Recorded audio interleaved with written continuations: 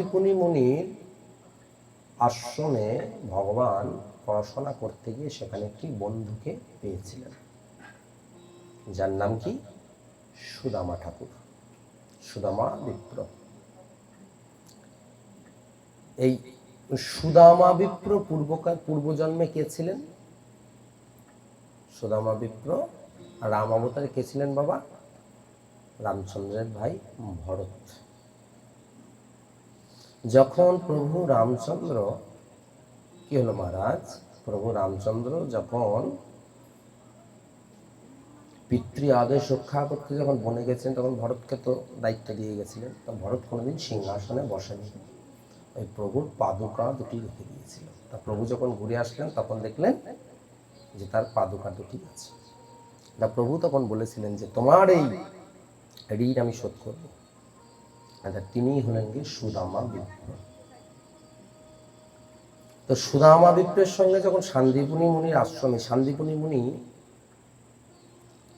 বলছে দেখো চিন্তা করো, যিনি ভগবানের গুরুদেব, তিনি তো আর যে সে লোক হতে পারে না, ইনি পূর্বে কে ছিলেন? শান্তিপুনি মুনি, যার কাছ থেকে ভগবান শিক্ষা লাভ করেছে, কৃষ্ণ বলরাম সহকারে সুদামা বিপ্র যে শিক্ষা লাভ করেছে, তারা পূর্বে কে ছিলেন? শান্তিপুনি মুনি পূর্বজন্মে তিনি তার গুরুদেবকে খুব করে সেবা করতেন, এবং গুরুদেব যা বলতেন শিষ্য তাই করতেন। একদিনকে বলেছে যে এই সংসার আর ভালো লাগছে না। গুরুদেবের একটি পুত্র ছিল, বলে ছেলেটা সারাদিন কাঁদছে, আমার ভজন সাধনে অসুবিধা হচ্ছে, যা তোকে গিয়ে বাইরে বার করে দিত। গুরুদেব বলেছে, সঙ্গে সঙ্গে গুরুপুত্রকে বাইরে বার করে দিচ্ছে। মানে গুরুদেব যাই বলুক, সেটা ঠিক না ভুল, সেটা করলে কি হবে, এটা তিনি বিচার কখনো করতেন না। তো আর সকল যত শিষ্যরা আছে তারা চিন্তা করলো গুরুদেব হয়তো রেগে মেগে বলবে যে আর আমার বাড়িতে থাকতেই ভালো লাগছে না, বাড়িটা আগুন লাগিয়ে দেয়, শিষ্য তাই দেবে। তো এক কাজ কর, একে অচিরেই আশ্রম থেকে বার করে দেয়। যখন আশ্রম থেকে বার করে দিল, তখন দূরেই বসে বসে কাঁদছে, বলছে হা গুরুদেব, আমি তো কিছু চাইনি, আমি শুধুমাত্র তোমার পদতলে থাকতে চেয়েছিলাম, আর তুমি যা যা আদেশ করেছিলে আমি সমস্ত তোমার আদেশ রক্ষা করেছিলাম, তার জন্য বলছি আমাকে বাহির হতে হলো। ঠিক আছে প্রভু, আমি মেনে নিলাম, হে গুরুদেব, এটাও তোমার আদেশ। যখন গুরুদেবের অন্তিম সময়, তখন সকল শিষ্যবৃন্দকে গুরুদেব দেখেছে, দেখে গুরুদেবের যা যা কিছু বস্তু আছে দিচ্ছে, কাউকে পোশাক দিচ্ছে, কাউকে গ্রন্থ দিচ্ছে, যা কিছু গুরুদেবের আসবাবপত্র সকলকে দিয়ে দিচ্ছে, যে আমি তো আর থাকবো না, এগুলো হবে কি তোরাই নে। তখন ওই ত্যাগী বহিত্যাগী যাকে আশ্রম থেকে বার করে দিয়েছিল, সবাইকে যখন সবকিছু দেওয়া হয়ে গেছে, তখন সব শেষে সে এসেছে, এসে গুরুদেবের চরণে ধরে বলছে, গুরুদেব আমার কিছু চাই না, আপনি আমাকে তাড়িয়ে দিয়েছিলেন, তবু নাম জপ করতে করতে আপনার বদনটি আমি দর্শন করতাম। কিন্তু গুরুদেব আমার দুঃখটা কি জানেন, কালকের থেকে আপনাকে আমি আর দেখতে পাবো না। তাই সবাইকে, সব শিষ্যকে আপনি সবকিছু দিয়েছেন, তাতে আমার কোনো দুঃখ নাই। আমার দুঃখটা কোথায় জানেন? আমি কিছু পাবো না বলে দুঃখ নেই, আমার দুঃখটা কাল থেকে হা গুরুদেব বলে এসে আপনার চরণে আর আমি স্পর্শ করতে পারবো না। তখন গুরুদেব এই শিষ্যটিকে বলেছিলেন, দেখ কাউকে পোশাক দিয়েছি, কাউকে গ্রন্থ দিয়েছি, কিন্তু যেটা কাউকে দিইনি সেটা তোকে দেবো, আয়। তোর মাথায় হাত রেখে আমি আশীর্বাদ করে বলে গেলাম, আমার সমগ্র জীবনের আশীর্বাদটা তোকে দিলাম, তুই আগামী জন্মে পরমেশ্বর ভগবানের গুরু রূপে আসবি। সেই ভক্তটি হলো শান্তিপুনি মুনি, যার কাছে ভগবান শ্রীকৃষ্ণ গিয়েছিলেন বিদ্যা অর্জন করতে, 16 কলা বিদ্যা যার কাছে ভগবান মহারাজ অর্জন করতে গেছিলেন। আর সেখানে একটি বন্ধুর সঙ্গে দেখা হয়েছিল, যার নাম সুদামা ঠাকুর। সুদামা ঠাকুর আর ভগবানের বন্ধুত্বটা নিছক নয়, ভগবানের যে তিনজন প্রধান সখা, উদ্ধব, অর্জুন আর সুদামা, আর বাদ বাকি শ্রীরাম, সুদাম, দম্ভ, সুদাম, মধুমঙ্গল, তনসোকা, মনসোকা, তনসোকা, এটা হচ্ছে ভগবানের সকল প্রাণ। তো সুদামাকে ভগবান বলছে একদিনকে নিশির সময়, একদিনকে যখন গভীর নিশি, সেই গভীর নিশিতে ভগবান সুদামাকে বলছে, জানিস সুদামা, আজকে না আমার অনেক দিন পরে আমার মায়ের কথা খুব মনে পড়ছে। জানিস আমি যখন বাড়িতে নিদ্রা যেতাম, জানিস সুদামা, আমি আমার মাকে বক্ষে আলিঙ্গন করে আমি ঘুমাতাম। আমি কোনোদিন বাড়িতে মাকে ছাড়া শুতে পারিনি। জানিস এই গুরুগৃহে এসছি, কিন্তু আমার মা তো এখানে নেই, কিন্তু আমি মাকে ছাড়া যে শুতে পারি না। মায়ের হৃদয়ে, আমার হৃদয়খানি যখন লাগাতে না পারি, ততক্ষণ আমার ঘুম আসে না। সোনা মা বলছে, দেখ কানাই, এখানে তো মা নেই, আমি আছি, তুই আমাকে আলিঙ্গন কর, তুই মায়ের মতন করে ভালোবাসতে পারবি। কেন পারবো না? অবশ্যই পারবো। সুদামা ঠাকুরকে আলিঙ্গন করে কানাই বিশ্রাম করতেন। আর গুরুগৃহে তো সবারই জন্য নিয়ম সমান, কারোর জন্য কম নয়। যদি তারাও যদি যজ্ঞের জন্য যদি কাঠ আনতো, ভগবানকেও আনতে হতো, বলরামকেও আনতে হতো, কিন্তু সুদামা কোনোদিন ভগবানকে কোনো কষ্টের কর্ম করতে দিত না। এমন হয়েছে কি মহারাজ, একদিন হয়তো বলেছে যে যাও যজ্ঞের জন্য কাঠ নিয়ে এসো। সুদামা কি করেছে, যজ্ঞের জন্য কাঠটা দুজনারই, ভগবানেরও কাঠ, তার দুটো বোঝা সুন্দর করে মাথায় করে নিয়ে এসে গুরুগৃহে প্রবেশের আগে কৃষ্ণকে দিয়েছে, এই নে এবার নিয়ে যা।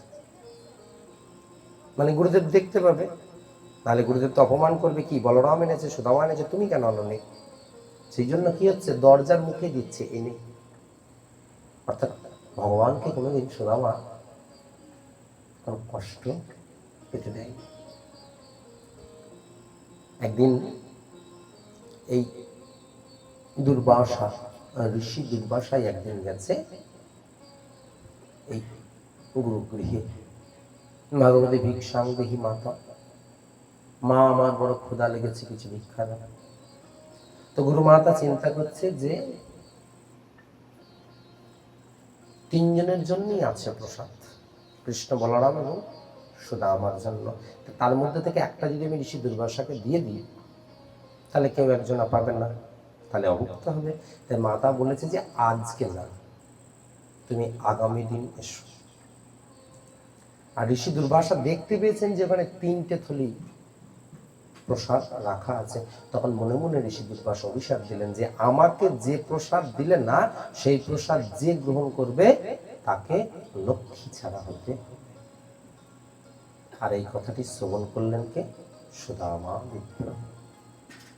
তখন সুদামা বিপ্র এই কথাটি শ্রবণ করে মনে মনে চিন্তা করলো, কানাই, আমার কানাই লক্ষ্মী ছাড়া হবে, আমার কানাইয়ের জীবনে কষ্ট আসবে, আমি থাকতে আমার কৃষ্ণ কষ্ট পাবে না, আমার কৃষ্ণকে কষ্ট করতে দেব না।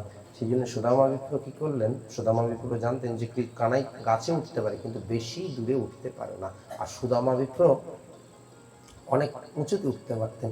সেই জন্য ওই 3খানা পটুলি নিয়ে তিনি একটি বৃক্ষের একবারে শিরে, অর্থাৎ মগডালে বসে বসে সমগ্রটাকে এক জায়গায় করে, মানে 3টে পটলের প্রসাদকে একটা জায়গায় করেছে খাচ্ছে। আর খাচ্ছার মনে মনে বলছে, আমার যা হবে হোক, কিন্তু আমার কানাইয়ের যেন কিছু না। আর এদিকে নিচে থেকে কৃষ্ণ ডাকছে, কিরে সুদামা, তোকে বললাম প্রসাদ আনতে, তুই প্রসাদ আনলি, তুই একা একাই খেয়ে নিলি, কিরে নাম, আমাকে দে, আমিও তো খাবো, আমারও তো ক্ষুধা লেগেছে, কিরে দে আমাকে। বলে, কানাই, আজকে আমার যেন জনমের ক্ষুধা লেগেছে, মনে হচ্ছে অনেকদিন খাইনি, একদিন তুই না খেলে কিছু হবে না। কিরে, তুই একলা একলাই সবকিছু খেলি, আমাকে দিলি না, তুই নাম, তারপরে তোকে দেখছি। আর সুদামা মনে মনে চিন্তা করছে, কানাই, তুই তো অন্তর্যামী, তুই সব জানিস, তবু লৌকিকভাবে তোকে আমি বললাম না কেন, তোকে আমি আজকে প্রসাদটা দিলাম না। তো সেই সুদামা বিপ্র তারপর গুরুগৃহ থেকে যখন বিদ্যা যখন শেষ হচ্ছে, তখন সুদামা বিপ্র কানাইকে বলছে, কৃষ্ণ আমি জানি না তোর সঙ্গে আর আমার দেখা হবে কিনা, তবে আমি পরমেশ্বরের কাছে প্রার্থনা করি তোর যেন রাজৈশ্বর্য যেন হয়, তুই যেন কবু যেন দুঃখ পাস না, তুই যেন কবু কষ্ট পাস না। আর যদি যদি কোনোদিন কষ্ট পাস, তুই তোর এই বন্ধুটাকে তুই সেদিনকে স্মরণ করবি, আমি সর্বত্র করতে পারি তোর জন্য। তো সেই এরপরে তো ভগবান দ্বারকাতে গেলেন, বিবাহ করলেন, কালকে বিবাহ উৎসব করেছে, ভগবান রাজা হয়েছে না। এদিকে কি হয়েছে, ভগবানের সুদামার কথা মনে করেছে অনেকদিন পরে। অনেকদিন পরে যখন সুদামার কথা যখন ভগবানের মহারাজ মনে করেছে, এবার সুদামা তো জানে কি হচ্ছে। একদিনকে সুদামার স্ত্রী গৃহে আছে, সুদামা ঠাকুর ঘরে নাই। তখন একজন ব্রাহ্মণ গেছে সুদামার ঘরে, ভাগবতী ভিক্ষাং দেহি মাতা, মা কিছু ভিক্ষা নাও। সুদামা পত্নী বলছে, বাবা কি ভিক্ষা দেবো বাবা, আমার ঘরেই তো কিছু নেই, তোমাকে আমি কি দেবো, এই ছিন্ন মলিন বস্ত্র। তখন ভিক্ষুত্তম ক্রুদ্ধ হয়ে বলছে, দেখো মাথা, তোমার দেবার ইচ্ছে নেই সেটা তুমি বললেই পারো, কিন্তু মিথ্যে কেন বলছো? কেন মা, তো কেন ব্রাহ্মণ, তোমার কি দেখে মনে হলো আমি মিথ্যে বলছি? বলছে, আমার এটা দেখেই মনে হলো মিথ্যে বলছো, কারণ যার বন্ধু কিনা দ্বারকার রাজা, সে কখনো ভিখারি হতে পারে? কি বললে তুমি? দ্বারকার রাজা আমার স্বামীর বন্ধু? বলে হ্যাঁ। বলে তুমি মিথ্যে বলছো। বলে আমি মিথ্যে বলছি না, তোমার স্বামী মিথ্যে বলছে। তুমি তাকে আসলে জিজ্ঞাসা করবে, শুধু বলবে সত্যি করে বলো, দ্বারকার রাজা তোমার কে হয়? ব্রাহ্মণ চলে যাবে। সুদামা ঠাকুর এসেছেন কোথাও থেকে, একটু ভিক্ষা শিক্ষা করে চাল টাল নিয়ে এসেছে। কই গো, চলো, অনেকদিন ধরে আহার হয় না, পুত্র পরিজন সব আছে, না দাঁড়াও, তোমাকে আগে বলতে হবে কৃষ্ণর সঙ্গে তোমার কেমন সম্পর্ক। বাবা, কৃষ্ণ সে তো সে তো ভগবান, সে দ্বারকাধীশ রাজা, তার সঙ্গে আমার কেন? এ জগতে সবারই যা সম্পর্ক, আমারও তো সম্পর্ক। দেখো, কখনো গর্ব করে বলছে না সে আমার বন্ধু, গোপনে রাখছে,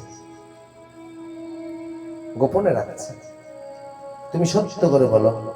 দেখো, মিথ্যা তোমাকে কেন বলতে যাবো? ভগবানকে নিয়ে কেউ কখনো মিথ্যা বলে? বলে তুমি আমার স্মৃতিতে স্পর্শ করে বলো যে সে শুধুই তোমার কাছে ভগবান, আর কিছু না। তখন আর আটকাতে পারেনি। তখন বলছে, হ্যাঁ, কৃষ্ণ আমার বন্ধু। তুমি কৃষ্ণ যে তোমার বন্ধু, তুমি বলনি কেন? বলে, আমি যদি তোমাকে বলতাম তাহলে তুমি অভাবের সংসারে বলতে যাও না তোমার বন্ধু রাজা, তোমার সেই রাজা বন্ধুর কাছ থেকে কিছু নিয়ে এসো, যাতে করে আমাদের বাকি জীবনটা যেন দুঃখে, যেন অভাব অনটনে না যায়। আমি কোন মুখে এতদিন পরে তার কাছে গিয়ে দুহাত পেতে চাইবো, তুমি বলো? বন্ধুর কাছে আমি কোনোদিন কোনো কিছু চাইতে পারবো না। সেজন্য মহারাজ বলছে যে জীবনে জানতে হবে বন্ধু আর মিত্র, এ দুটোর মধ্যে পার্থক্য আছে। ভগবান এমনি এমনি সুদামাকে সখার জায়গায় রাখেননি। বলে, বন্ধু আর মিত্রের মধ্যে পার্থক্য কোথায়?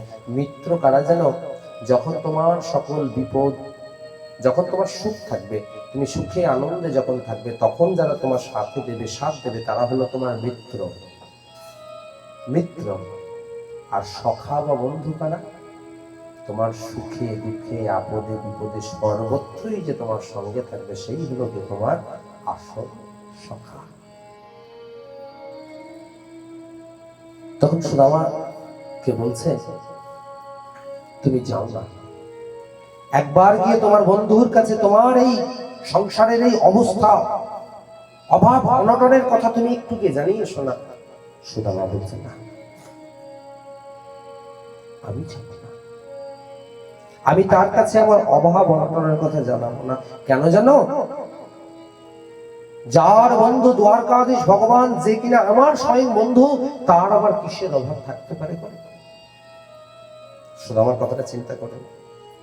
সুদামাকে বলছে যে যার বন্ধু স্বয়ং দ্বারকাধীশ ভগবান, সেই দ্বারকাধীশ ভগবান যার বন্ধু হয়, তার আবার কিসের অভাব থাকতে পারে? অতএব এই জগৎ এখান থেকে শিক্ষা দিল যে তোমার কাছে যদি কোটি টাকা সম্পদ সবকিছুই যদি থাকে, যদি কৃষ্ণ না থাকে, তুমি হলে এই জগতের সব থেকে বড় ভিখারি। আর যদি তোমার কাছে কিছু না থাকে, যদি স্বয়ং ভগবান তোমার কাছে থাকে, তুমি হলে গিয়ে এই জগতের সব থেকে বড় ধনী। আর রামানন্দকে জিজ্ঞেস করেছিল, মহাপ্রভু বলো এই জগতের সব থেকে ধনী কে? তখন রামানন্দ উত্তর দিয়েছিল, না প্রভু, এই জগতে কৃষ্ণ ধনে যে ধনী, সেই হলো এই জগতের সব থেকে বড় ধনী। সেই জন্য সুদামাও এই কথা বলছে যে যার কাছে স্বয়ং কৃষ্ণ যার বন্ধু, তার আবার কিসের? বলতে পারো? বলতে পারো বিমলা, আমাদের অভাবটা কিসের?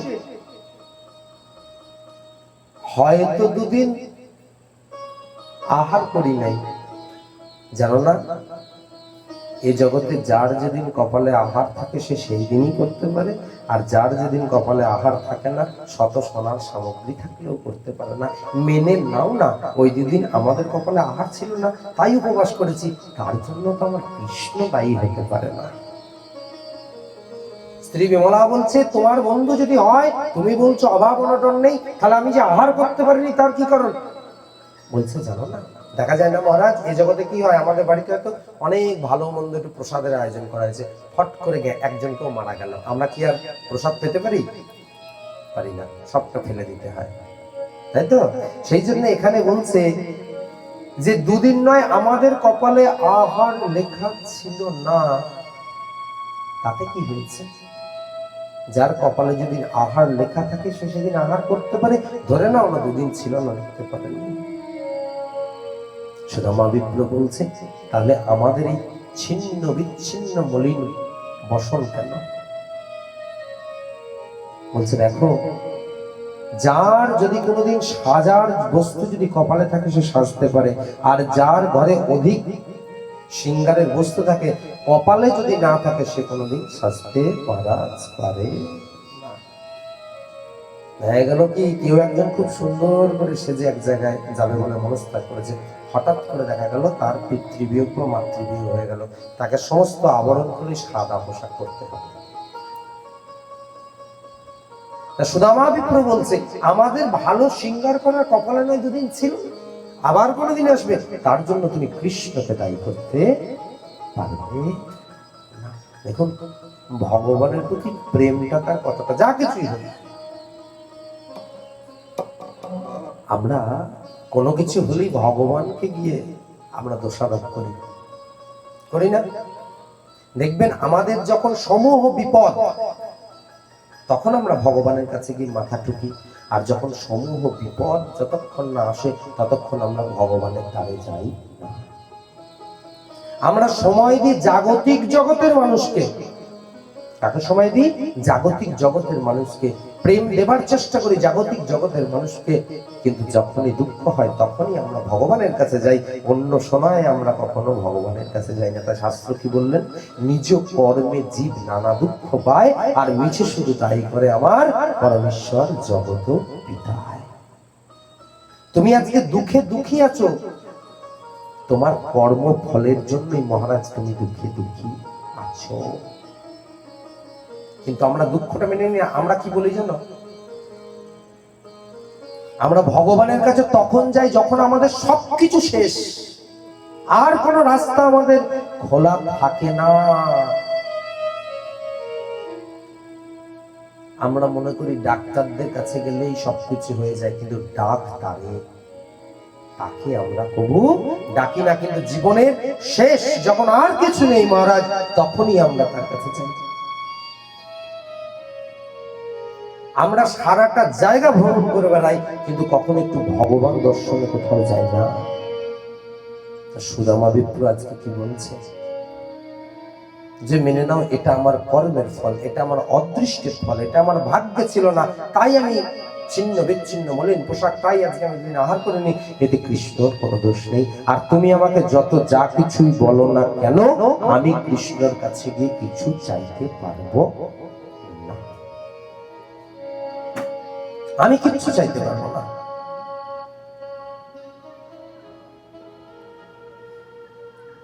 ভগবান মনে মনে চিন্তা করছেন, সুদামা তোমাকে তো আমার কাছে আসতে হবে, কারণ আস্তে আস্তে আমার লীলা সমর্পণের দিকে সখ্য প্রেমের কিছুটা বাকি আছে, সেই সখ্য প্রেম আর পূর্ব জন্মের কিছু ঋণ বাকি আছে, সেটাকে শোধ না করতে হবে না, সুদামা তোমাকে আসতে হবে। তো যখন সুদামার স্ত্রী যখন বারবার বলছে, তখন বলল হ্যাঁ আমি যেতে পারি, তবে কেবল একটা শর্ত। বলো বলো কি শর্ত? বলে আমি একটা শর্তে কৃষ্ণের কাছে যেতে পারি, আমি শুধু সে কেমন আছে আর তার ওই বদনখানি দর্শন করতে আমি যেতে পারি, এর বাইরে আমি কৃষ্ণর কাছে আর কিছু চাইতে যাব না। তুমি যদি আমাকে এই শর্ত যদি তুমি রক্ষা করে যদি রাখতে পারো, তাহলে আমি যেতে পারি। যে আমি যাব, কৃষ্ণ তুই কেমন আছিস, তোর সকলে ভালো আছিস, তো শুধু কুশল বার্তা আনতে যাব, আমি তার কাছে আমার অভাব অনটন জানাতে চাইব না। আরে বাবা, সুদামা বলছে আমি জানাতে পারবো না, কিন্তু ভগবান তো নিজেই দেখে গেছে সুদামার ঘরের কি অবস্থা। ওই যে ব্রাহ্মণটা ভিক্ষা করতে এসেছিলেন, ওটা আর তো কেউ নয়, ওটা স্বয়ং ভগবান দ্বারকাধীশই তো এসেছিলেন সুদামাকে নিমন্ত্রণ জানাতে। ভগবান তো দেখে গেছে। যখন সুদামা ঠাকুর বলছে, তখন সুদামা বিপ্র স্ত্রী বলছে যে আমি যে যাব কৃষ্ণের জন্য কি নিয়ে যাব, এতদিন পর আমি আমার সখার কাছে যাচ্ছি, আমাকে তো কিছু নিয়ে যেতে হবে, তা ঘরে আজকে কিছু নেই। তখন আশেপাশে কয়েকটা বাড়ি থেকে খুদ খুদ চালের খুদ, সেটিকে সংগ্রহ করে তার মধ্যে সামান্য মিষ্টান্ন জাতীয় পদার্থ করে সেটাকে লাড্ডু বানিয়ে সুদামা ঠাকুর পটল করে যাচ্ছে। আর যাওয়ার সময় বারবার বলছে আমি শুধু তাকে দেখবো আর চলে আসবো, কিন্তু তার কাছে আমি কবু জিনিস চাইবো। সুদামা ঠাকুর রাস্তা দিয়ে যাচ্ছে হাঁটতে হাঁটতে, আর বলছে কৃষ্ণ অনেক দূরের রাস্তা, দেখ জীবন তরি কতক্ষণ চলবে কতক্ষণ চলবে না জানি না, হয়তো হতে পারে তোর কাছে আমি নাও পৌঁছাতে পারবো, কিন্তু যদি আমি তোর কাছে না পৌঁছাতেও পারি, তোর জন্য বড় সাত করে আমি নাড়ুগুলো এনেছি, তুই তো পরমেশ্বর, তুই যেন সেখান থেকে এসেও যেন আমি যদি তোকে দেখতে না পাই, পথে যেতে যেতে যদি আমার প্রাণটা বিয়োগ হয়ে যায়, তাও যেন তুই যেন এখানে এসে যেন এগুলোকে যেন সেবা করিস। আজকে অনাহারে বিচ্ছিন্ন মলিনী শারীরিক অবস্থা অবনতির কারণে সুদামা ঠাকুর যে হাঁটতে পারছে না। হাঁটতে না পারার ফলে কি হচ্ছে, আজকে সুদামা ক্লান্ত হয়ে পড়ছে, আর ওদিকে দ্বারকাধীশ ভগবান আজকে তারও এই লৌকিক লীলায় তিনিও কেমন শারীরিক অসুস্থতা বোধ করছে। কেন? আজকে তার এক ভক্ত যখন কষ্ট পায়, ভগবানও কষ্ট পাচ্ছে। তার কারণটা কি জানো? যদি কেউ ভগবানের একনিষ্ঠ ভক্ত হতে পারে, ভগবান সেই ভক্তের তনুটিকে নিজের হৃদয়ের মধ্যেই রাখে, যে তাতে যদি ভক্তটিও যা যা অবস্থার সম্মুখীন হয়, ভগবানও সেই অবস্থার সম্মুখীন হয়। কারণটা কি? সেই অবস্থার সম্মুখীন হয়ে ভগবান সেই ভক্তের কষ্টকে কিছুটা লাঘব করার চেষ্টা করে। তাই আজকে সুদামার ওই তনুটাকে ভগবান নিজের করে, সখ্য প্রেমটাকে ভগবান এমন করে আস্বাদন করছে না, এমন করে সখ্য প্রেমটা ভগবান আজকে সুদামার কাছে আস্বাদন করছে। সুদামা যদি পড়ে যাচ্ছে, ভগবান পড়ে যাচ্ছে। সুদামা যদি কিছুটা যেতে যেতে চমকে যাচ্ছে, ভগবান যেন চমকে যাচ্ছে। অর্থাৎ আজকে সুদামার তনুটা আর ভগবানের তনুটা আজকে সক্ষ রসে বিলীন হয়ে গিয়ে সুদামাও যা যা কিছু অনুভব করছে, আমার ভগবানও তাই তাই একই অনুভব করছে। আজকে সুদামা ঠাকুর যেতে যেতে যেতে যেতে এমন একটি জায়গায় পৌঁছালেন, যখন সন্ধ্যা নেমে আসলো, রজনী তখন একটি পুষ্করণীর তীর্থে একটি বৃক্ষের তলায় এসে চুপচাপ বসে আছে। আর বৃক্ষের তলায় বসে হেলান দিয়ে সুদামা ঠাকুর কি বলছে যেন, বলছে, কৃষ্ণ তোর কোনো দোষ নেই, তুই আমাকে স্মরণ করেছিস, তুই আমাকে দেখেছিস, কিন্তু আমি যেতে পারলাম না, তোর কোনো দোষ নেই। তবে যদি তোর আমাকে দেখতে হয়, যেন তুই যদি আমাকে না নিয়ে যাস, আমি তোর কাছে যেতে পারবো না। দেখো, ভগবানকে পেতে গেলে সহজতা সরলতা হতে হবে। যদি সহজতা সরলতা যদি না হয়, যে কোনো ভক্ত ভগবানকে পেতে গেলে সহজ সরল হয়ে যেতে হবে। কোনো মনের মধ্যে কোনো জটিলতা রাখলে হবে না। যে কালকে বিবাহ উৎসবে যে রাধা কৃষ্ণের যে বিবাহ সমর্পণ করলাম ভান্ডির বনে, তো ভান্ডির বনের একটা ঘটনা বলি, একটা সহজ সরল ভক্তের কথা বলি। মহারাজ, ওই ভান্ডির বনে কি হয়েছিল না, ভান্ডির বনে একজন গুরুদেব এরকম পাঠ করছেন, শ্রীমদ ভাগবত কথা করছেন, আর সকল ভক্তরা বসে বসে শুনছেন। আর তার গুরুগৃহে একটা বোকা সহজ সরল একজন শিষ্য ছিল, খুব মন দিয়ে শুনে। দেখো, সহজতা আর সরলতা থাকলে ভগবানকে কিভাবে পাওয়া যায়, সহজ সরল হয়ে যেতে হবে। তো কি হচ্ছে, ভক্তটা ওই পিছনে বসে আছে, ওই পিছনে বসে গুরুদেব বলছে, জানিস, আজ সেই বৃন্দাবনে গোবিন্দ ভান্ডির বনে গাভী চড়াতে আসে। গুরুদেব বলছেন, এখন কি দেখবেন, শ্রীমদ ভাগবত আসরে হয়তো হাজারটা কথা হয়, কিন্তু সব কথা সবারই কর্ণে পৌঁছায় না, কিন্তু ওরই মধ্যে কোনো একটি কথা কর্ণে গিয়ে ধাক্কা দেয়। তো সহজ সরল ভক্তরা গুরুদেব পাঠ করছে, সে শ্রবণ করছে, কিন্তু যেই বলেছে আজও ভান্ডির বনে গোবিন্দ গোচারণ করতে তার সখাদের সঙ্গে আসে, তো ও মনে মনে চিন্তা করলো, আমিও তো গুরুদেবের গাভীগুলোকে নিয়ে তো ভান্ডির বনে যাই, তাহলে কালকে তো ভান্ডির বনে ভগবানকে দেখতে পাবো। গুরুদেব বলেছে আজও আসে, আর ও প্রত্যেক দিন যায়, কোনো ব্যাপার না।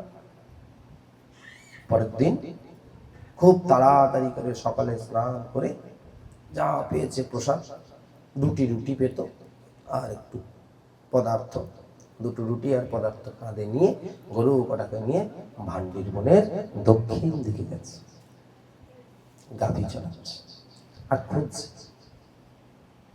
কোথায়। বন্ধু, ও বন্ধু, কালকে যে আমার গুরুদেব বললো তুমি নাকি এখনো ভান্ডির বনে সখাদের সঙ্গে গাভী চড়াতে আসো, তো মেনে নাও না আমি তোমার এক সখা। তো আমি যদি এক তোমার সখা হই, তাহলে তুমি যদি তোমার সখাদেরকে দেখা দাও, তো আমার সখাদেরকে তুমি কেন দেখা দিচ্ছ না, আমি তো তোমার সখা। বলে দক্ষিণ দিকে গেছে, দেখছে নেই। যখন পূর্ব দিকে গেছে নেই, পশ্চিমে গেছে নেই, উত্তরে গেছে নেই, এসে ঠিক একটি বৃক্ষতলায় এসে হেলান দিয়ে কি বলছে জানো, বলছে, গুরুদেবের কথা মিথ্যা হতে পারে না, গুরুদেব ঠিকই বলেছে, আজও ভান্ডির বনে গোবিন্দ আসে তার সখাদেরকে নিয়ে গোচারণ করতে, কিন্তু আমি দেখতে পেলাম না, এটা আমার ভাগ্য। গুরুদেবের কথা কখনো মিথ্যে হতে পারে না, কখনো না। গুরুমুখপাদ বাবা হৃদয়া করিয়া ঐক্য আর না করিও আশা। গুরুদেব যখন বলেছে নিশ্চয়ই আসেন, কিন্তু এত অল্প ভাগ্যে তোমাকে পাওয়া যাবে না বলে এভাবে হেলান দিয়ে বসে আছে। তা কৃষ্ণ, আমি এবার থেকে প্রত্যেকদিন ভান্ডির বনেই আসবো, আর প্রত্যেকদিন অপেক্ষা করব, দেখবো একদিন না একদিন তুমি ঠিক আসবে, কারণ গুরুদেব যখন বলেছে আসবে। কত সহজ, কত সরল হৃদয়। দেখো, শিশু সুলভ যেমন হৃদয় হয় সেরকম।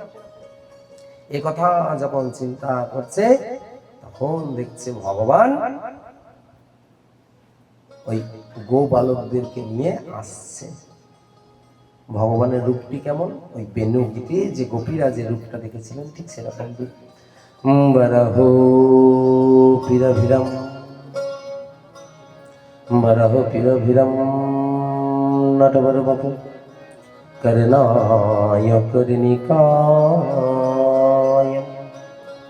বিভ্রাত বাসকনপকপিশম বৈজয়ন্তী চমানম রন্ধান ধেনু অধরসুম পুরয়ে গোপকে বৃন্দাবনম সপদরমণম প্রবিশদ গোপকীর্তে।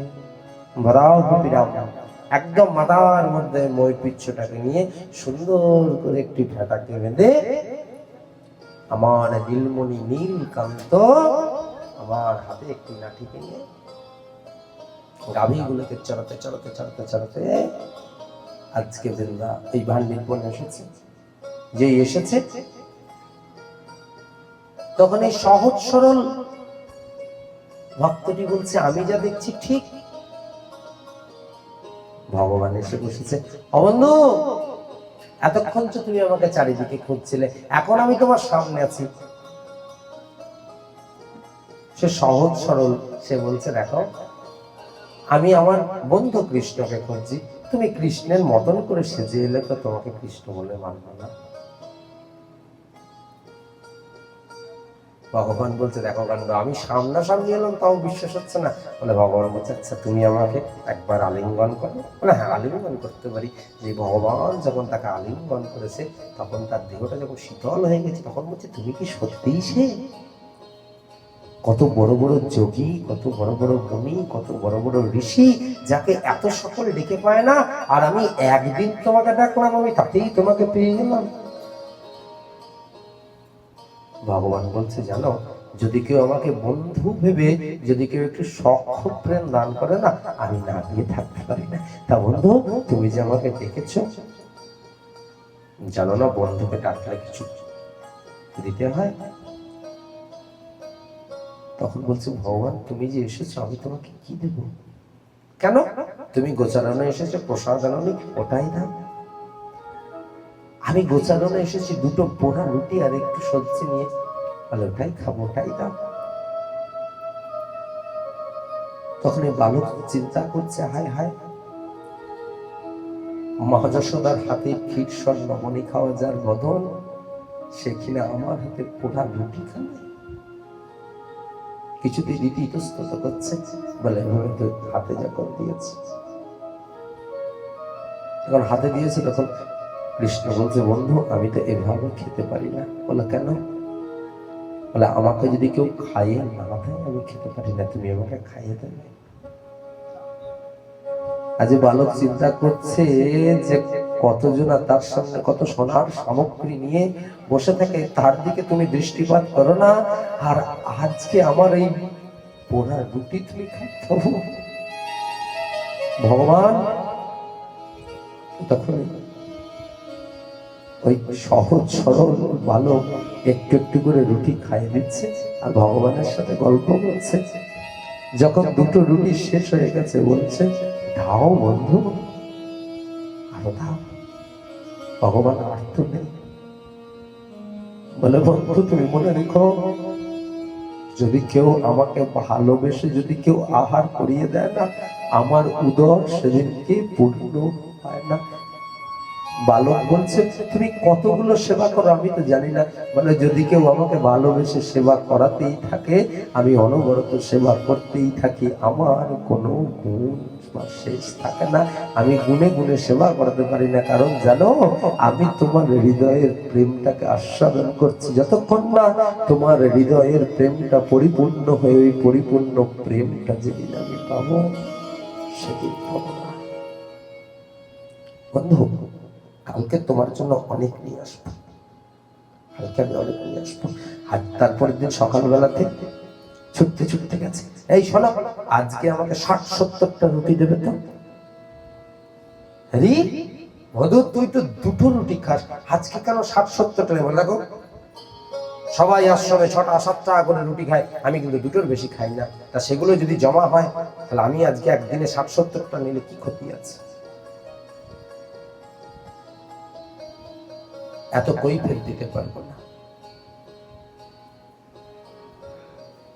পরের দিন আমার কাছে বন্ধু দেখেছে ভগবান এসেছে, ভগবানকে খাই দিচ্ছে। আজকেও যখন শেষ হয়ে গেছে তখন বলছে যে আর দাও। বন্ধু, আজকে তো আমি অনেক এনেছিলাম, আজকে তো আমি অনেক এনেছিলাম, আরো আনবো, কালকে তোমার জন্য 100-100 আনবো, কালকে আমি তোমার জন্য 100-100 আনবো। বন্ধু দেখো সক্ষ প্রেম কেমন। পরের দিন গিয়ে বলছে এই আজকে আমার জন্য 100টা রুটি দিবি। আর যত আশ্রমের যত ভক্ত আছে না, তারা এই সহজ সরল ভক্তটাকে মাটিতে ফেলে আজকে আঘাত করছে। তুই লম্পট, তুই মিথ্যাবাদী। গুরুদেব এসে বলছে কি রে, ওকে কেন মারছিস? গুরুদেব জানেন ও আগে 2টি করে রুটি সেবা করতে, এখন 100-100 হাজারে রুটি চাইছে, কোথায় পাবো? এটা আশ্রম, ছাড় ওকে। বাবা তুই তো 2টি করে প্রসাদ পাস, আজকে এত কেন নিবি? গুরুদেব ভাই আপনি বলেছিলেন না ভান্ডির বলে কৃষ্ণ আসে, আমি সেই কৃষ্ণ দেখা পেয়েছি, তাকে 2টো রুটি দিলে তার পেট ভরে না। গতকালকে অনেক নিয়েছিলাম, তাতেও পেট ভরে না। আমার জন্য আমি কিছু চাইনি, আপনার চরণ স্পর্শ করে আমি সত্য কথা বলছি, আমার জন্য চাইনি, ওই ভগবানের সেবার জন্য পেয়েছি। কিন্তু এই জগতে কেউ আমাকে বিশ্বাস করছে না বন্ধু, কেউ বিশ্বাস করছে না। গুরুদেব বলছে যে ভাই 100-100 নয়, তুই হাজারে নিয়ে যা। তাই তোর কাছে আমার একটা নিবেদন আছে, রাখবি তো? অবশ্যই রাখবো। বলো, তোর এই বন্ধুটিকে একদিন আমার সঙ্গে সাক্ষাৎ করাতে পারবি? নিশ্চয়ই পারবো, কেন পারবো না গুরুদেব? আপনার কৃপাতেই তাকে পেয়েছি, আপনার কৃপাতেই তাকে পেয়েছি, অবশ্যই আজকেই যাব। গুরুদেব বলে চলে গেছে। কিন্তু আশ্রমে যত সকল শিষ্যরা আছে তারা বলছে তুই মিথ্যুক। গুরুদেব তোকে অন্ধভাবে বিশ্বাস করে, ভালোবাসে বলে তুই পার পেয়ে গেলি, কিন্তু তোর মতো মিথ্যুক নেই। কে আছিস? তোকে প্রহার কর বলে যে যা পাচ্ছে প্রহার করছে, আর সে মাটিতে পড়ে বলছে বন্ধু তুমি চিন্তা করো না, তোমার বুঝি ক্ষুধা পেয়েছে? ওরা যতই মারুক আমি জানি তুমি আমার হাতে সেবা নেবে, সেই জন্য ওরা যত মারে মারুক আমার প্রাণটা যাবে না। কারণ আমার প্রাণটা চলে গেলে ওই বৃক্ষর তলে তোমাকে বসে বসে আদর করে কে সেবা দেবে? তাই ওরা মারে মারুক, কোনো দুঃখ নেই, আমি তোমার জন্য যথাসময়ে প্রসাদ নিয়ে যাব। আবার গুরুদেব যখন পুনরায় এসে সকল শিষ্যকে তিরস্কার করে বলছে তোকে বললাম না চাইছে দিয়ে দে। আজকে এত মার মেরেছে, ক্লান্ত হয়ে সমস্ত ওই 100 রুটি নিয়ে আজকে গেছে, আর একটু একটু করে প্রসাদ পাওয়াচ্ছে। এখন প্রসাদ পাওয়াচ্ছে, কি গো বন্ধু এত বিলম্ব কেন হলো? এতগুলো প্রসাদ আনতে একটু দেরি হবে না? দেখো শিক্ষা, আমাদের যদি জীবনে এরকম আসে, আমরা ভগবানের কাছে সর্বপ্রথম গিয়ে বলতাম জানো ভগবান তোমার জন্য খাবার আনতে এসেছি বলে ও আমায় মেরেছে, তুমি ওকে শাস্তি দাও, তাই তো? কিন্তু এখানে শিক্ষাটা দেখো, কি শিক্ষা দিচ্ছে? বলছে এতগুলো প্রসাদ আনবো, দেরি হবে না, কখনো কারোর দোষ দেখছে না। শিক্ষা দিলের জন্য জীবনে কখনো কারোর দোষ দেখা উচিত নয়। কিন্তু ভগবান তো অন্তর্যামী, সব বুঝেছেন, আজকে পাচ্ছেন তো। এইবার বন্ধু বলছেন বন্ধু শোনো তোমাকে একটা কথা বলি। বলে কি? বলে শোনো না, আমার একটা কথা তুমি রাখবে? হ্যাঁ নিশ্চয়ই। ভগবান বলছে নিশ্চয়ই, তোমার মতন এত সক্ষম প্রেম যে আমাকে দান করে তার কথা আমি রাখতে পারবো না? বলো বলো কি রাখতে হবে? বলে তোমাকে আমার সঙ্গে আমার গুরুদেবের কাছে যেতে হবে। ভগবান বলল না, ওটি হবে না। তুমি আমাকে যেথায় একলা যেতে বলবে, যা কিছু করবে তুমি, আমি করতে পারবো, কিন্তু তোমার গুরুদেবের সঙ্গে আমি যেতে পারবো না।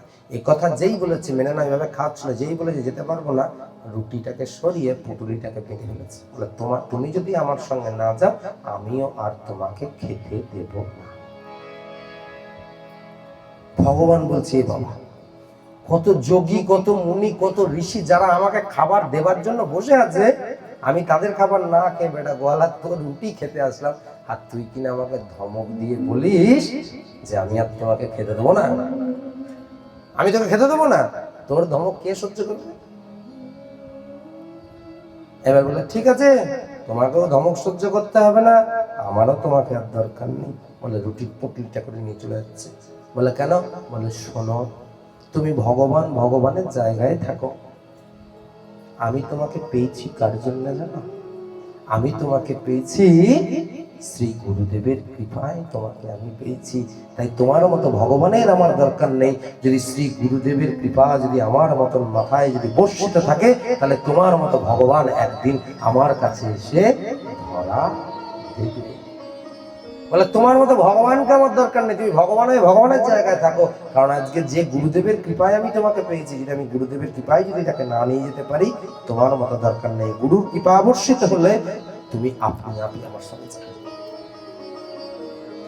এই কথা যেই বলেছে, ও যখন রুটির পুটুলি নিয়ে যখন এগিয়ে যাচ্ছে, তখন ভগবান আর থাকতে না পেরে ছুটতে গিয়ে পিছন থেকে জড়িয়ে ধরে তার পিঠের মধ্যে উঠে তার গলাটিকে ধরে বলছে, চল এবার কোথায় নিয়ে যাবি তুই সেথায় চল, তুই আমাকে যেথায় নিয়ে যাবি সেখানে যাব, যা খেতে দিবি তাই করব, যার সঙ্গে দেখা করতে বলবি আমি তার সঙ্গে গিয়েই দেখা করব। কারণ জানিস, আমি সবাইকে ছাড়তে পারবো, কিন্তু যার মধ্যে এরকম পরিপূর্ণ সখ্য প্রেম আছে, সেই সখ্য প্রেম সখাকে আমি কখনো ছাড়তে পারবো না। তো এইবার যখন পিঠে যখন নিয়ে এসেছেন, যেই গুরুদেবের আশ্রমে যেই দাঁড়িয়েছেন, যেই গুরুদেব ভগবানকে দর্শন করেছেন, ভগবানকে দর্শন করে আগে প্রণাম করবেন কি, গুরুদেব মূর্ছা আছে লেগেছেন। যেটা কি করে সম্ভব? যখন গুরুদেবের যখন চৈতন্য জ্ঞান ফিরেছে, গুরুদেব উঠেই প্রণাম করছেন। কাকে প্রণাম করছেন জানেন? ভগবানকে না, তার শিষ্যকে প্রণাম করছেন। ওই যে শিষ্যটি দাঁড়িয়ে আছে না, গুরু প্রণাম করছে শিষ্যকে, আর ভগবান দাঁড়িয়ে আছেন। যে ভগবান, আমি কেন আমার শিষ্যটিকে প্রণাম করলাম জানেন? কারণ ভগবান, ওর হৃদয়ে যতটুকু গুরু ভক্তি আছে, আর যে গুরু ভক্তির জন্য তোমাকে পেয়েছে, আমি ওর গুরু হতে পারি, কিন্তু আমার হৃদয়ে এতখানি গুরু ভক্তি নেই। যতখানি গুরু ভক্তি আর যতখানি সহজতা সরলতা ওর মধ্যে আছে, যদি সেটুকুনি গুরু ভক্তি আর সহজতা সরলতা যদি আমার মধ্যে থাকতো, তাহলে ও যেমনি তোমাকে তোমার পিঠে, তুমি যেমনি ওর পিঠে করে আজকে আমার দাঁড়িয়ে এসছো, তাহলে বহুদিন আগেই আমি তোমাকে পিঠে করে নিয়ে ঘুরে শ্রীগুরুর কৃপা এবং সহজতা সরলতা। তাই আজকে এখানে সুদামা ঠাকুর বলছে, ওই বৃক্ষতলে বসে বসে কানাই, ওই শান্তিপুনি মুনির কৃপায় তোর মতন একটা বন্ধুকে আমি পেয়েছি, আজকে আমি আর চলতে পারছি না। তাই তুই যদি আমাকে কৃপা করে যদি না নিয়ে যাস, আমার ক্ষমতা নেই আমি তোর কাছে যাই। এ কথা বলতে বলতে, কৃষ্ণ কৃষ্ণ বলতে বলতে সুদামা বৃক্ষতলে ঘুমিয়ে গেছে। আর রাত্রি হয়ে গেছে। যখন সকালবেলা হয়েছে, তখন দেখছে সুদামা বিপ্র সেই বৃক্ষতলে নেই, ওই দ্বারকা নগরী থেকে কিছুটা দূরে, একবারে দ্বারকা নগরীর সামনেই দাঁড়িয়ে আছে। সেই সোনারপুরী দ্বারকা নগরীর সামনে আজকে সুদামা ঠাকুর দাঁড়িয়ে আছে। তখন সুদামা ঠাকুর হস্তে লাঠি আর কাঁধে পুটুলিটা নিয়ে যখন আস্তে আস্তে আস্তে আস্তে যখন যাচ্ছে, তখন ওই দরজায় যে দ্বারপাল আছে, সেই দ্বারপাল কি করেছে, সুদামাকে আটকে দিয়েছে। যখন দ্বারপাল যখন আটকে দিয়েছে, তখন দ্বারপাল জিজ্ঞাসা করছে, তুমি কে, কোথা থেকে এসেছ, আর তোমার এই ছিন্ন ভিন্ন এই মলিন বস্ত্র পরে কেন তুমি আজকে ওই ভেতর দিয়ে তুমি প্রবেশ করবে? কে তুমি, তোমার পরিচয় তুমি আমাকে দেখো ये गरीबी गरीबी कहा कृष्ण के दर पे विश्वास लेके आया है। मेरे बचपन की यार है मेरे श्याम, यही सोच कर मैं आस करके आया हूँ।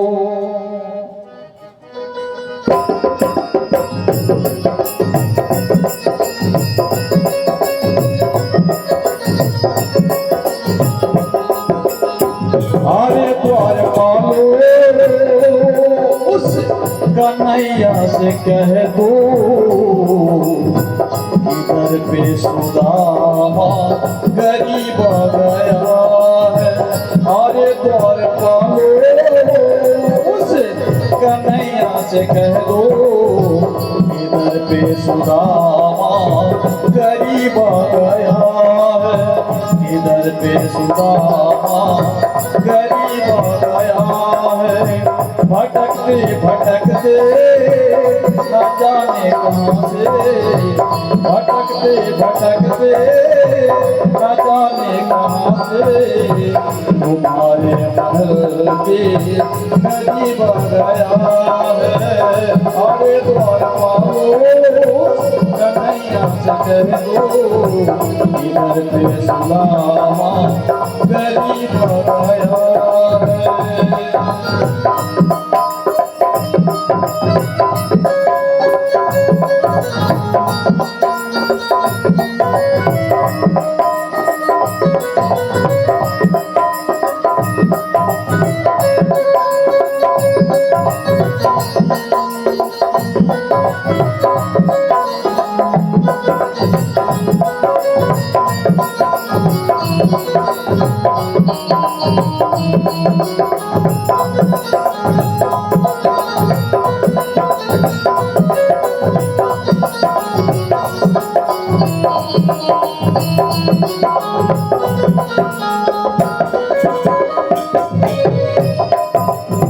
नसर पे है पगड़ी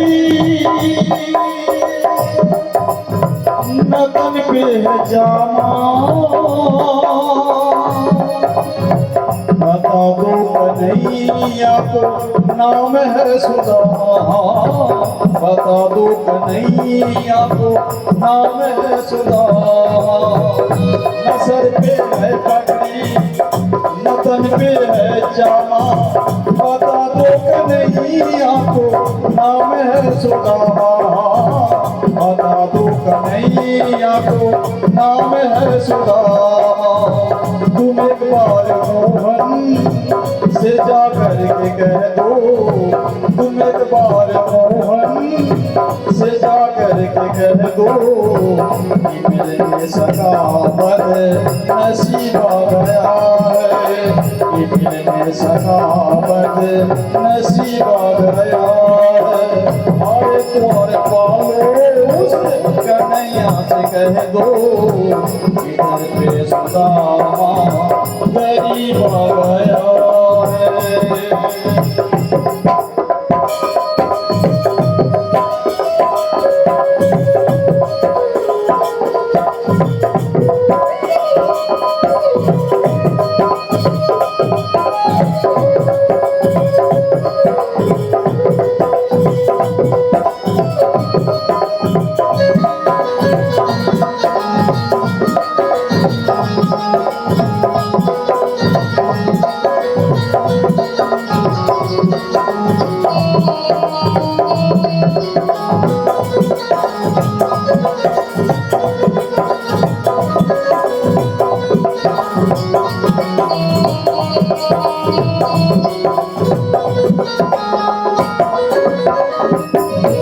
सुनते ही कूड़े चले आए मोहन,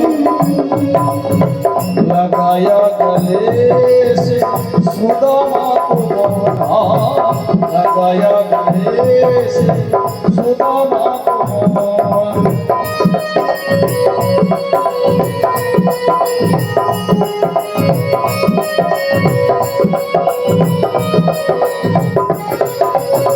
सुनते ही तोड़े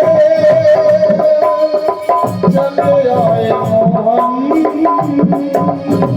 लगाया गले से सुदामा को मोहन लगाया गले से सुदामा को मोहन सुनते ही दौड़े चले आए मोहन लगाया गले से सुदामा को मोहन लगाया गले से सुदामा को मोहन हुआ रुक्मणी को बड़ा ही अचंभा हुआ रुक्मणी को बड़ा ही अचंभा ये मेहमान कैसा अजीब गया है ये मेहमान कैसा अजीब गया है हमारे द्वार पाले कन्हैया से कह दो इधर पे सुदामा गरीब गया है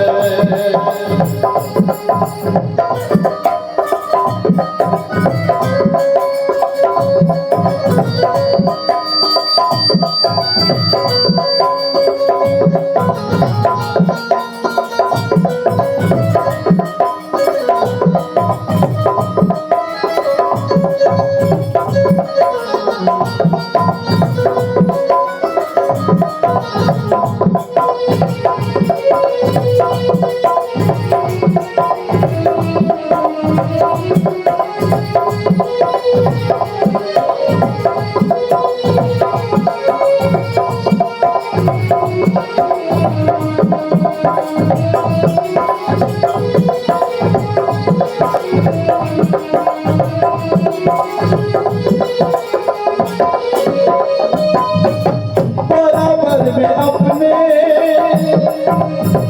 सुदामा बैठाए चरण आंसू से श्यामली धुलाया चरण आंसू से श्यामली धुलाए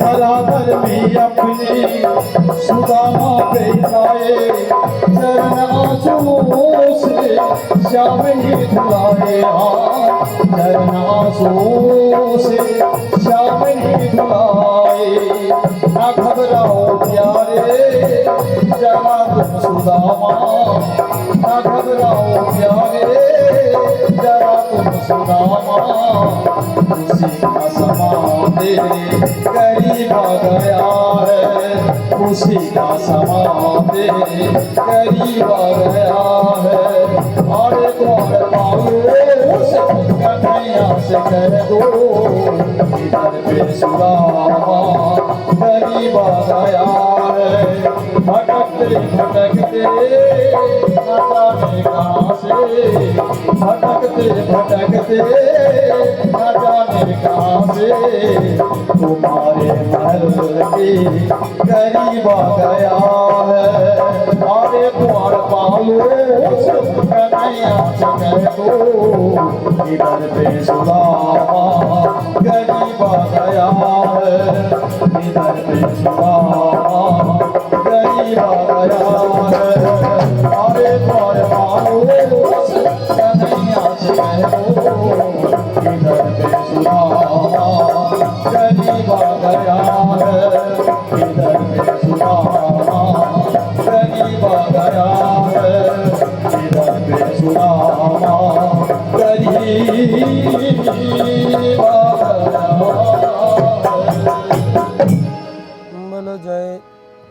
बोल जय जय श्री राधे তো বলছে তুমি ওই যে তোমাদের ভিতরে যিনি রাজা আছেন তাকে গিয়ে বলো যে তোমার সঙ্গে একজন দেখা করতে এসেছে, তার নাম সুদামা ঠাকুর। যখন এ কথা বলেছেন, যখন দ্বারপাল যখন ভেতরে গিয়ে যখন সুদামা শব্দটি শুনেছেন, সে ঠাকুর বিপ্র এগুলো শোনেনি ভগবান।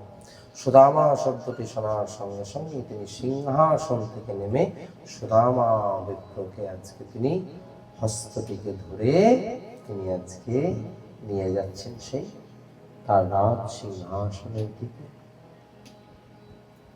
যখন আজকে যখন এই হস্তটিকে রাজ সিংহাসনে যখন নিয়ে যাচ্ছেন, তখন সুদামা ঠাকুর বলছে, কৃষ্ণ একটু দাঁড়াও, আজ কতদিন পর তোমাকে দেখলাম, একটু দু নয়ন ভরে তোমার বদনটা দেখে একটু মনটাকে তৃপ্ত করি, তারপর তো তুমি আমাকে নিয়ে যাবে। যখন সুদামা ঠাকুর যখন একথা বলেছেন, তখন গোবিন্দ আমার সুদামাকে যখন আলিঙ্গন করে বলছে, চলো আজকে ওই সিংহাসনে বসো। না না কৃষ্ণ, ওই সিংহাসনের যোগ্যতা আমার নেই, ওই সিংহাসনে কেন বসবো? তখন কৃষ্ণ বলছে, সুদামা, এই সিংহাসনের যোগ্যতাটা তো তুমি আমাকে সেদিন করে দিয়েছিলে। যদি সেদিনকে মুনির অভিশপ্ত প্রসাদ যদি তুমি না খেতে, তাহলে কি আমি সিংহাসনে বসতে পারতাম? অতএব এই সিংহাসনটা তোমারই আমাকে দেওয়া, তাই তুমি সেই ঋণ থেকে তুমি আমাকে মুক্তি করো, তুমি কৃপা করে ওই সিংহাসনে গিয়ে মহারাজ বসো। যদি সেদিন থেকে ওই দুর্বাসর অভিশাপ থেকে তুমি যদি না রাখতে, তাহলে তুমি লক্ষ্মী ছাড়া হতাম, তাহলে কি আর আমি রাজা হতে পারতাম? তাই ওই সিংহাসনের অধিকারী আমি নই, তুমি। এই সিংহাসনে আজকে বসিয়ে সকল পট্টরানীদেরকে বলছে, চরণ শীতল করাতে হবে, অর্থাৎ চরণটিকে ধৌত করতে হবে। সুন্দর করে পট্টরানীরা সকলে সহজে গোবিন্দ আমার সুদামার আজকে চরণ শীতল। কৃষ্ণ, এটা তুমি কি করছো? বন্ধু বন্ধু, এটুকুনি যে ঋণ, যেটা পূর্ব জন্ম থেকেই তোমার ঋণ হয়েছিল, সেই ঋণটাকে কেবলমাত্র আমি শোধ করছি, আর কিছু না। সকল পট্টরানীরা ওই চরণামৃত, আজকে গোবিন্দ বলছে সকলেই চরণামৃত পান করবো। তাহলে কেন? অকাল মৃত্যু হরণম সর্বব্যাধি বিনাশকম। বলে সাধু গুরু বৈষ্ণবের চরণামৃত যদি কেউ পান করে না, অকাল মৃত্যু হরণম সর্বব্যাধি বিনাশকম হয়ে যায়। তাই সকলে মিলে এটাকে পান করা, শুধু পান করা নয়, চারিদিকে ছিটিয়ে দাও। তখন কি বলছে, বন্ধু এই সুদামার জন্য ভালো ভালো সেবার আয়োজন করো। সুদামা বলছে, দাঁড়াও না বন্ধু, এতদিন পর তোমার সঙ্গে সাক্ষাৎ এসলাম, দুটো কথা বলি। ভগবান বলছে, বন্ধু সেই গুরুকুলের কথা মনে পড়ে? দেখুন, এটা ভগবানের নিজস্ব মুখ নিঃসৃত বাণী। ভগবান জগৎকে কি শিক্ষা দিচ্ছে সুদামার মাধ্যমে? বন্ধু, সেই গুরুকুলের কথা কি তোমার মনে পড়ে? কশ্চিৎ গুরুকুলে বাস ও ব্রহ্মত্তি শরণিত্য নৈয়ত। তোমার কি সেই গুরুকুলের কথা মনে পড়ে? যে গুরুকুলে আমরা দুজনে একসঙ্গে কেমন ছিলাম? হে সখা, সবই কর্মাণম সাক্ষাৎ দ্বিজা তেরিহ সম্ভব আদ্বয়ং যথা মিশ্রণম যথায়ম জ্ঞানত গুরু। গুরু সংজ্ঞা কি দিচ্ছেন? গুরু কাহাকে বলে? স্বয়ং ভগবান গুরুর সংজ্ঞা দিচ্ছেন। কি বলছেন? গুরু কাহাকে বলে? বলছে, হে সখা, এই জগতে এই যে মানব দেহ প্রদানকারী জন্মদাতা, তিনি হলেন গিয়ে আমাদের প্রথম গুরু। সেই জন্য শাস্ত্রে কি বলে? আদ্য গুরু মাতা পিতা।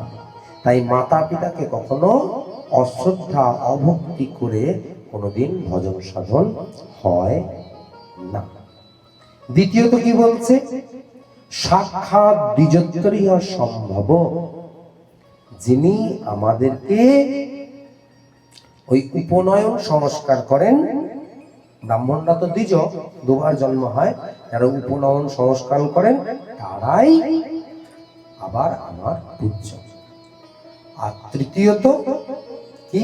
যথা মিশ্রং যথাহং জ্ঞানদ গুরু, অর্থাৎ যিনি আমাদেরকে জ্ঞানোপদেশ দান করে ওই পরমার্থ লাভের পথ প্রদর্শন করেন, তিনি হলেন গিয়ে শ্রী গুরুদেব। আর হে সখা, তুমি মনে রাখবে তারা কারা? অদ্বৈয়ঙ্গ, তারা হলো গিয়ে আমার স্বরূপ। অর্থাৎ ইহ জগতে যারা গুরু রূপে বিরাজ করছেন তারা সকলেই ইয়াদ্য অঙ্গ, অর্থাৎ আমার অঙ্গটই। তাদের মধ্যে যথা মিশ্রাণাং জ্ঞানদ গুরু, অর্থাৎ এ জগতে যে সকল গুরুদেব আছেন তারার মধ্যে সবার মধ্যেই আমি বিরাজমান করে তাদেরকে কি দিচ্ছি? তাদেরকে আমি এই জ্ঞান উপদেশ দিয়ে আমি পরমার্থ লাভ করছি। অর্থাৎ এ জগতে সকল গুরুদেবের মধ্যেই স্বয়ং ভগবান বিরাজমান। সেই চৈতন্য চরিতামৃতে কি বললেন? জীবের নিস্তার লাগি নন্দসুত হরি, ভুবনে অবতীর্ণ হইয়া আছেন গুরুরূপ ধরি। এই শ্লোকটি থেকেই ওই চৈতন্য চরিতামৃতের অর্থাৎ পয়ার এইটি হচ্ছে গিয়ে মুখ্য শ্লোক। যদ্যয়ঙ্গ যথা মিশ্রম যথায়া জ্ঞানদ গুরু, অর্থাৎ এই জগতে আমি গুরু রূপ ধরে সকলকে ব্রহ্ম জ্ঞান উপদেশ করে থাকি। সেই জন্য দেখবেন আমাদের বলা হয় একের গুরু দশের গুরু, একের গুরু সকলের গুরু।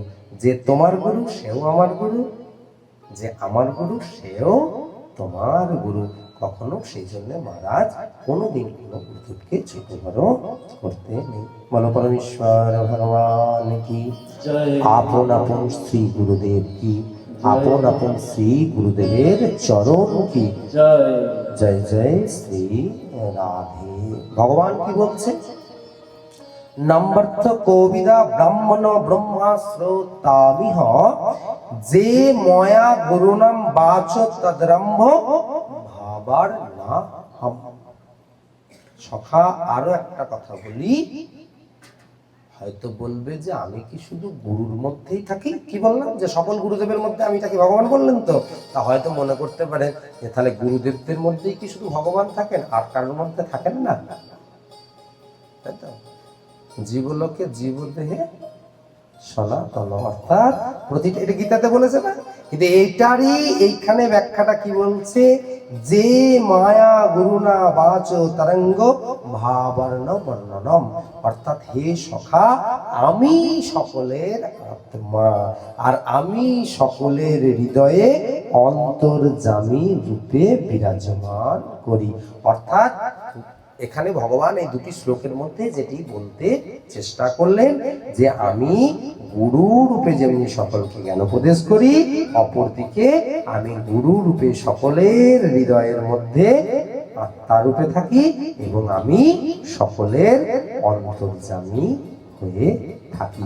সেই জন্য সর্বদা এ জগতে যদি আমাকে যদি পেতে চাও, সেই জন্য আগে শ্রী গুরুদেবের কৃপা আস্বাদন করো। সেই জন্য বিশ্বনাথ চক্রবর্তীবাদ তিনি তার গুরুদেবাষ্টকমের একদম শেষটি বললেন, যস্য প্রসাদ ভগবত প্রসাদ যস্য প্রসাদন্ন গতি কুতয়পি ধায়াং স্তুবং শ্রীশস্ত্রী বন্দম বন্দে শ্রী গুরু চরণারবিন্দ।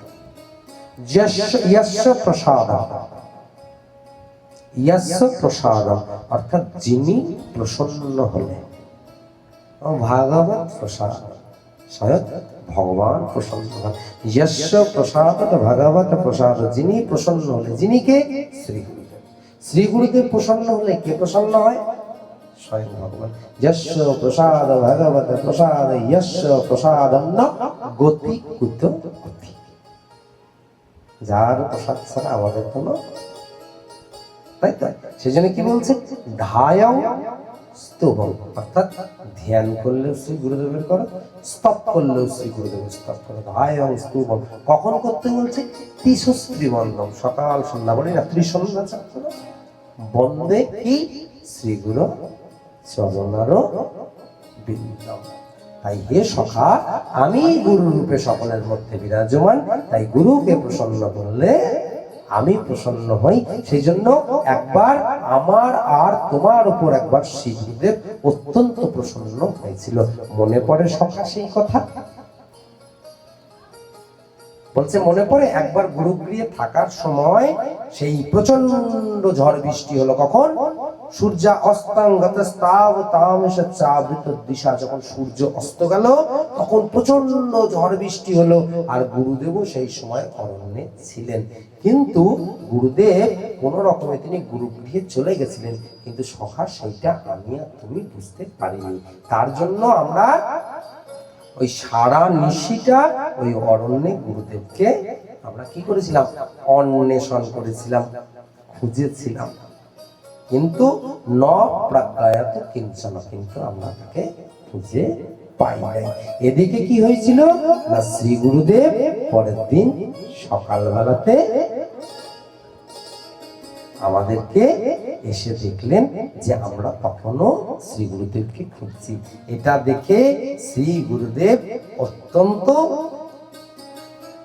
তিনি প্রসন্ন হলেন এবং তিনি কি করলেন না, তিনি অত্যন্ত দুঃখ প্রকাশ করলেন যে হায় হায়, তোমরা আমাদের জন্য, তুমি আমাদের জন্য এত কষ্ট করলে।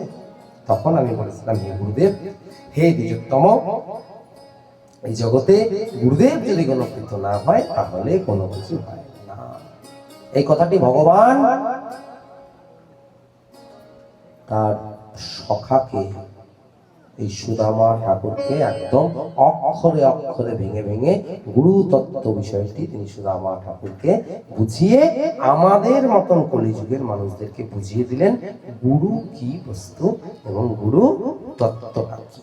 এখান থেকেই মহারাজ এই বিশ্বনাথ চক্রবর্তী এত বড় টিকাকার, তিনি তখনই ওই সংসার দাবানন লোকানাত্রে তিনি ওখান থেকে শুরু করে তিনি এই গুরুদেব অষ্টকটি তিনি লিখে, যেটা আমাদের প্রত্যহ এই গুরুদেব অষ্টকটা বর্ণনা করা বা পাঠ করা আমাদের একান্ত কর্তব্য। যদি নাও পারি সেই জন্য ওই শেষেরটা যশ প্রসাদ ভাগবত প্রসাদ, এই বন্দনাটি অন্তত আমাদের সকাল সন্ধ্যা অন্তত 2 বার করা সকলের জন্য প্রয়োজন। একথা বলার পরে সুদামা ঠাকুর বলছে, বন্ধু, আজকে আমি তোমার কাছে এসেছিলাম, তুমি কেমন আছো তোমাকে দেখলাম, এবার বন্ধু তুমি তাহলে আমাকে বিদায় দাও, আমি ফিরে যাই। কৃষ্ণ বললেন, তুমি ফিরে যাও, অতি শীঘ্রই তোমার সঙ্গে আবার আমার দেখা হবে। যখন সুদামা ঠাকুর যখন বিদায় নিয়ে যখন আসছেন, তখন সুদামা ঠাকুর মনে মনে চিন্তা করছেন, আহা, দেখেছো কৃষ্ণ আমার মনের কথাটা কি জানে, কৃষ্ণ আমার মনের কথাটা কতটা জানে। কৃষ্ণ আমার মনের কথাটা জানে বলেই সে জানে আমি অত্যন্ত দরিদ্র, তাও কিন্তু সে আমাকে একটুও কোনো সম্পদ দেয়নি। কেন দেয়নি জানো? কেন কৃষ্ণ জানে যে সে যদি আমাকে সম্পদ দেয় আর আমি যদি বিষয় বাসনায় যদি ডুবে পড়ি এই সম্পদ পেয়ে, তাহলে তো তাকে আমি ভুলে যাব। সেই জন্য কৃষ্ণ আমাকে কোনো সম্পদও দেয়নি, কোনো বিষয় বাসনাও দেয়নি। একথা চিন্তা করতে করতে গৃহের দিকে যাচ্ছে। মানে বলছে যে কৃষ্ণ আমাকে কিছু দিল না, কারণ কৃষ্ণ জানে যদি কিছু বিষয় সম্পদ দেয় তাহলে তুমি বিষয় সম্পদেই ডুবে যাবো, তাকে তো ভজন করবো না। এ কথা করতে করতে মহারাজ যখন গৃহে যখন ফিরেছে তখন দেখছে গৃহটা একটা বিশাল বড় রাজসজ্জ অট্টালিকার মধ্যে প্রবেশ করেছে। তার স্ত্রী বলছে, দেখো দেখো আজকে কত আনন্দ, দেখেছো কত সুন্দর গৃহ, দেখো কত অলংকার, কত বস্ত্র, আজকে কোনো কিছুর অভাব নেই। সুদামা ঠাকুর বলতে হয়েছে তো, তোমার মনোবাঞ্ছা পূর্ণ, তুমি তো এটাই চেয়েছিলে, তুমি তোমার কৃষ্ণকে চাওনি, তুমি ঐশ্বর্য চেয়েছিলে, তাহলে দিয়েছে, তুমি প্রীত হয়েছ, অতএব তুমি এই সকল ঐশ্বর্য নিয়ে তুমি থাকো, আমি এই সকল ঐশ্বর্যের মধ্যে থাকবো না। কারণ আমি যদি সকল ঐশ্বর্যের মধ্যে থাকি তাহলে আমি কৃষ্ণকে ভুলে যাব, তাই আমি এখান থেকে বিদায় নিচ্ছি বলে সুদামা ঠাকুর যে ঘর থেকে বেরিয়ে যখন বিশাল বড় ঐশ্বর্য করে দিয়েছিল না, রাজপ্রাসাদের বাইরে যে এসে দাঁড়িয়েছে, যখন চলে যাচ্ছে তখন সামনে দাঁড়িয়েছে কে? সেই ভগবান শ্রীকৃষ্ণ কোন রূপে? ওই শান্তিপুনি মুনির আশ্রমে যে ছোট্ট বালক বন্ধু রূপে, এখন আর দ্বারকাধীশ রূপে এসে দাঁড়ায়নি, ওই বন্ধু রূপে দাঁড়িয়ে বলছে, বন্ধু তুমি কোথায় যাবে? তোমাকে আমি বলেছিলাম শীঘ্রই দেখা হবে। বন্ধু কোথায় যাবে? বলো আমি তো ওই ঐশ্বর্য চাই না বন্ধু, তোমাকে চাই। আমিও তো তোমাকে চাই, তুমি এখান থেকে ত্যাগ করো না, আমি আর তুমি দুজনেই মিলে এখানে থাকবো। এবার তো তুমি আর তোমার স্ত্রীকে ত্যাগ করে যাবে না, কথা না।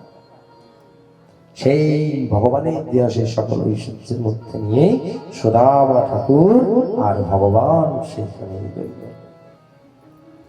আর এদিকে মহারাজ কি হলো না, এদিকে দেখা গেল এক চরম সংকট। কি চরম সংকট না, কোনো এক সময় এক সূর্যগ্রহণ উপস্থিত হলো। অথৈ কদদরদবত্যম বসত রাম কৃষ্ণায় সূর্যপরাগ সমহাসনত কল্পয়তে ইহা। না, যখন দ্বারকার মধ্যে শ্রীকৃষ্ণ এবং বলরাম স্বমহিমায় প্রবেশ করছে, সেই সময় এক বিশাল সূর্যগ্রহণ হলো, যা সাধারণত প্রলয়কাল আসবার আগে দেখা যায়। মানে যখন একটা কাল শেষ হয়ে প্রলয় হয়, সেই প্রলয়ের আগেই এরকম সূর্যগ্রহণ হয়, না হলে এই সূর্যগ্রহণ হয় না। আর এই সূর্যগ্রহণের কথা রাজ্যবাসী জ্যোতিষদের কাছ থেকে বহু পূর্বে জেনেছিল। সেই জন্য তারা আজকে সেই নিজেদের কল্যাণের জন্য তারা কি করলেন, আজকে সবাই মিলে কুরুক্ষেত্রে তারা দলে দলে